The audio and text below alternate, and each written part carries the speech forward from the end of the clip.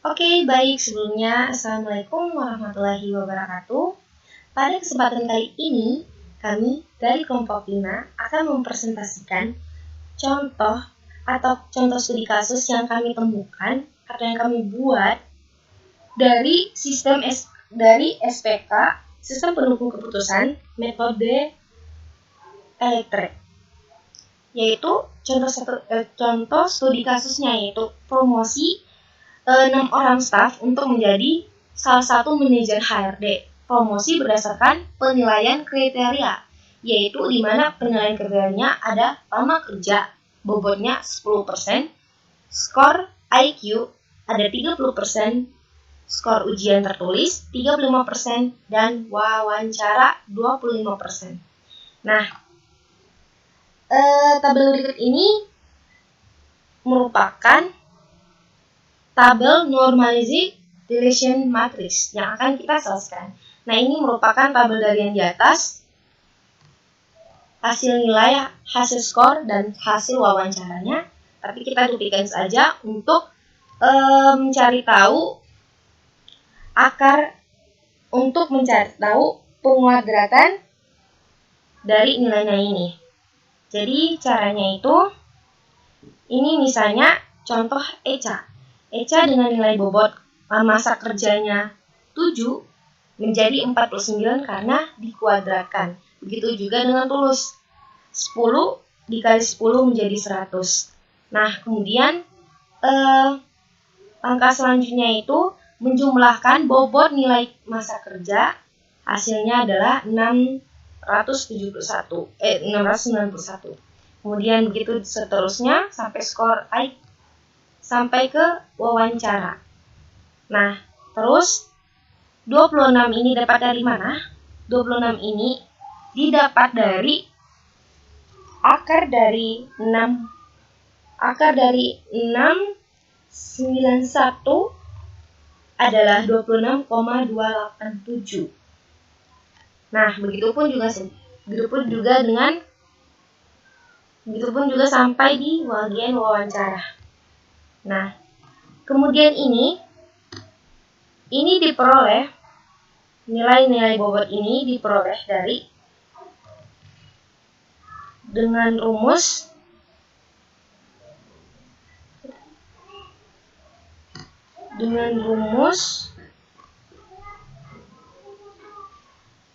akar kuadrat ini yang akar kuadrat dari jumlah pengkuadratan masa kerja 26 dibagikan dengan masa kerja. Misalnya di situ ada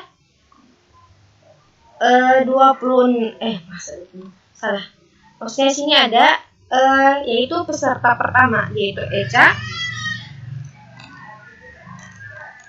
Masa kerjanya adalah 7 dibagi dengan masa bobot dari akar bobot pengkuadratan dari masa kerja yaitu 26,287. Maka hasil yang diperoleh adalah 0,266. Begitupun itu sampai dilakukan seterusnya, caranya tetap dilakukan sampai ke Niko, yaitu di bagian wawancara. Kemudian langkah yang kedua merupakan weighting denormalizing relation matrix, di mana ini merupakan nilai matriks yang telah kita dapatkan tadi.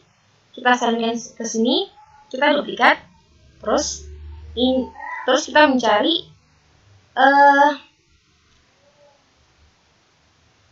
terus kita memasukkan nilai-nilai bobot yang telah ditentukan dari manajer terhadap penilaian yang salah satu penilaian kriteria yang akan dimasukkan intinya sebagai pemilihan manajer HRD ini, yaitu dengan cara kita membandingkan dua orang dari nilai tertinggi, terus jumlahkan atau tambahkan nilai bobot-bobotnya. Seperti ini, ECA. Kita contohkan saja. ECA sama tulus. nilai tertinggi adalah ECA 0,267. Nah, kita menjumlahkan nilai bobot yang ini, misalnya 0,1, 0,4, 0,35 dan 0,25. Kita menjumlahkan bobot itu, tapi dilihat dari skor, dilihat dari jumlah cari nilai yang tertinggi, yaitu punya ECA, ya kan? Berarti nanti dijumlahkan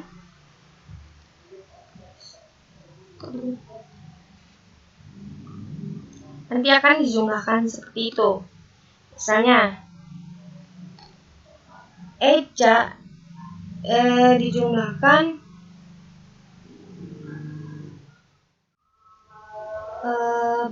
maaf tadi perekam layar kami sedang mengalami gangguan, jadi saya langsung melanjutkan saja. Jadi nilai bobotnya ini, kenapa sekarang kok nilainya berubah dari yang ini sebelumnya menjadi seperti ini?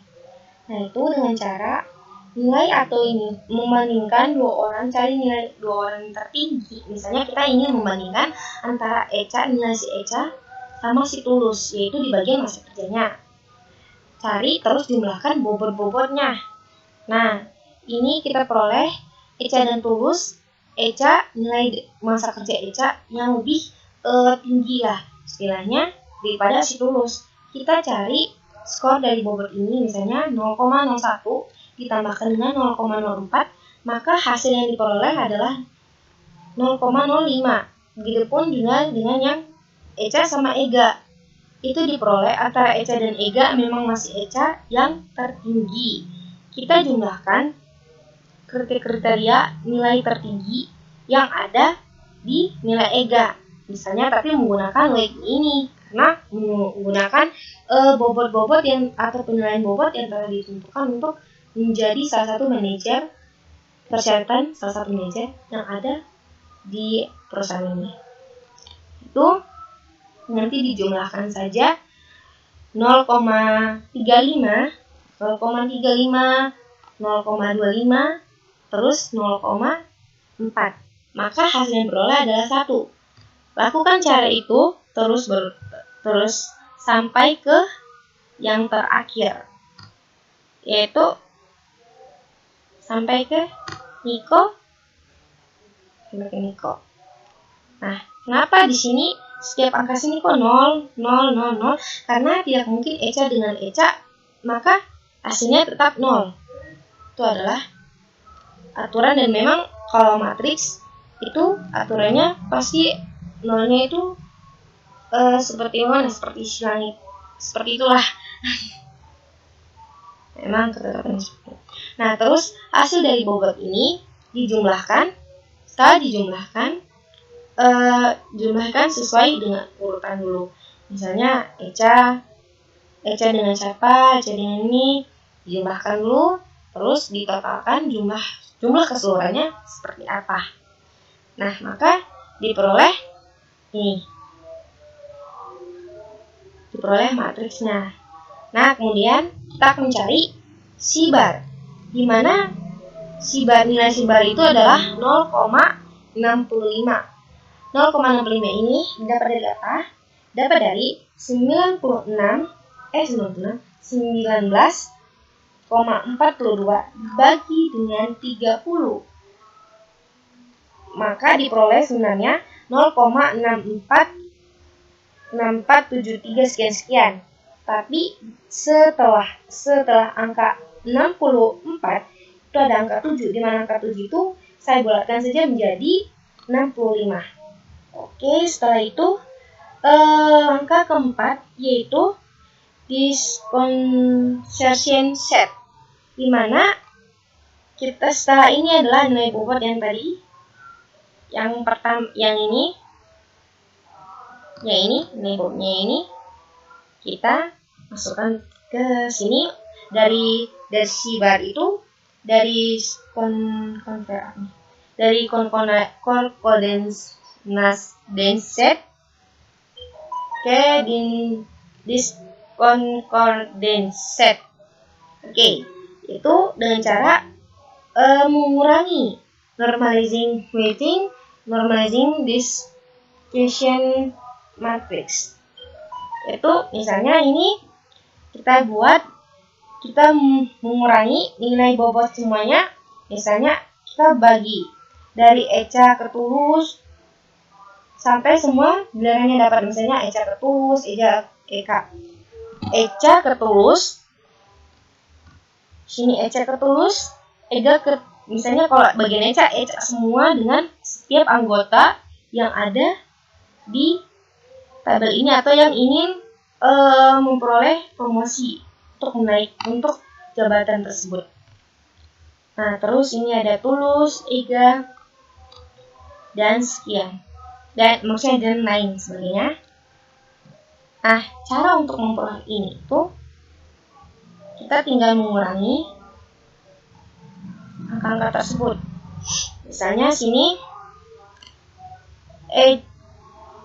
kita mengurangi angka nilai bobot, misalnya masa kerja dengan masa kerja. Misalnya kita mengurangi masa kerja si Eca itu 0,267 dikurangi dengan masa kerja si Tulus 0,038, maka hasil yang diperoleh adalah 0,229. Maka lakukan pengurangan seperti itu sampai ke bagian tahap akhir, yaitu bagian Nikon. Oke. Terus selanjutnya discordance set. Kayaknya saya salah tulis. Discordance set matriksnya yaitu mencari jarak tertinggi atau nilai tertingginya. Nah, misalnya Eca dengan Eca kan tetap 0. Kemudian ini ada si Eca dengan Tulus. Cara memperoleh nilai dari si Eca dan si Tulus itu kita melihat dari angka-angka yang ini, ya, dari angka-angka normalizing dispersion matrix yang telah kita cari sebelumnya. Misalnya saja saya ambil contoh bagian Tulus. Oke, ini bagian Tulus, yaitu kita mencari angka tertinggi, yaitu nilainya biasanya minus. Biasanya minus itu nilai tertinggi.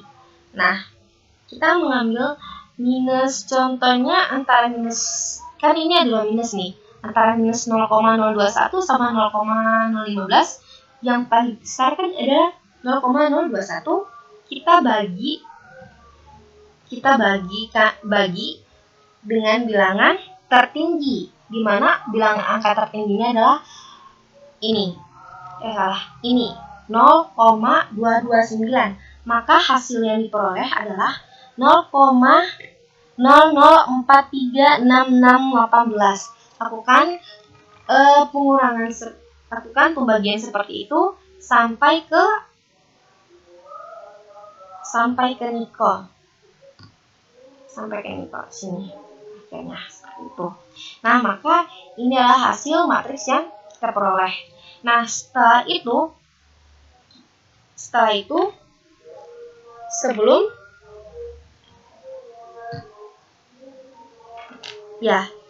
itu kita menjumlahkan lagi, mengikuti prosedur-prosedurnya. Sebelumnya seperti yang tadi si concordance, kita mengikuti menjumlahkan nilai-nilai bobot ini semuanya, terus ditotalkan jumlah keseluruhannya seperti apa.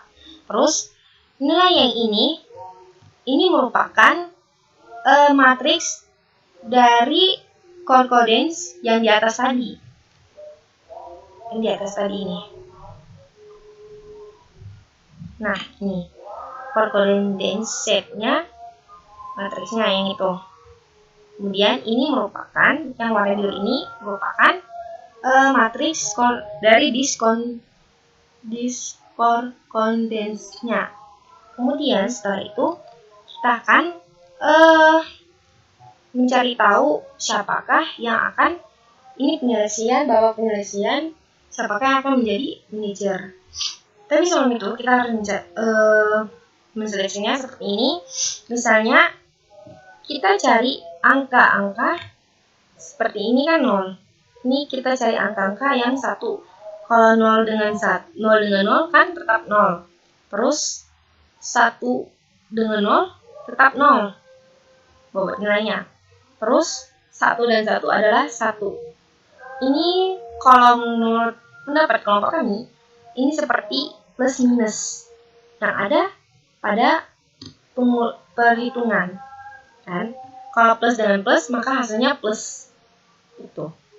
Maka ini setelah contoh saja di sini misalnya ini 1 yang Nikon sama Tulus, 1 terus yang Nikon sama Tulus di sebelah sini juga 1.